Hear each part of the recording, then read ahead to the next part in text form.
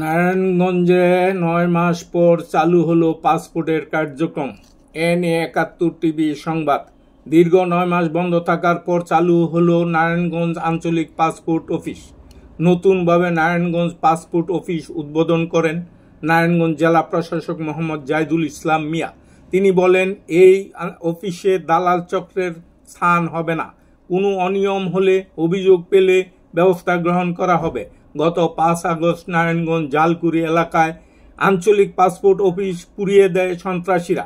নারায়ণগঞ্জ অঞ্চলের লোকজন নরসিংদী ও মুন্সিগঞ্জ আঞ্চলিক পাসপোর্ট অফিস কাজ করতে গিয়ে হয়রানির শিকার হয়েছে। হয়রানির অবসান হলো নারায়ণগঞ্জ আঞ্চলিক পাসপোর্ট অফিস চালু করায়। যারা এই জেলার বাসিন্দা নয় বা যারা বাংলাদেশি পাসপোর্ট নিতে পারবে না, এরকম কেউ যদি এখান থেকে কোনো পাসপোর্ট নেয়, এরকম কোনো অভিযোগ আসে, তাহলে আমরা অবশ্যই তাদের বিরুদ্ধে ব্যবস্থা নেব।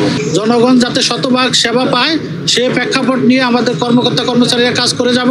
কোনো দালাল নাই, পুলিশের কোনো ক্লিনিক লোন লাগে না, বেশি কোনো খরচ নাই।